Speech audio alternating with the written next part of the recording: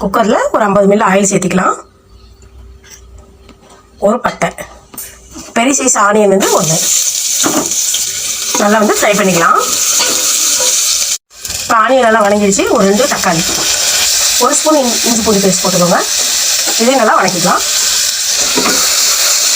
இப்போ தக்காளி நல்லா வணங்கணுமே கேரட்டு, பீன்ஸு, ஒரு உருளைக்கிழங்கு எல்லாம் பொடி பொடியாக நறுக்கி வச்சுட்டு இதையும் இது கூட சேர்த்துக்கலாம்.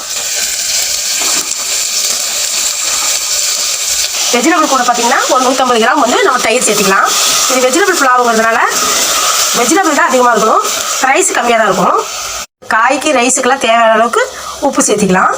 ஒரு 1.5 ஸ்பூன் சேர்த்திருக்கேன். இப்போ காரத்துக்கு பார்த்தீங்கன்னா ஒரு 3 பச்சை மிளகா, ஒரு கைப்பிடி புதினா.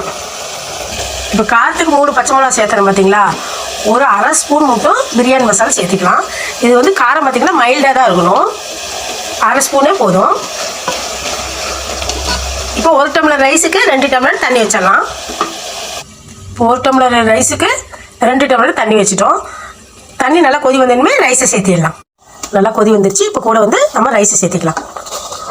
ரைஸை சேர்த்து 3 விசில் போட்டு எடுத்துட்டு உங்களுக்கு நான் காமிக்கிறேன். பாருங்க, வெஜ் புலாவ் ரெடி ஆயிடுச்சு.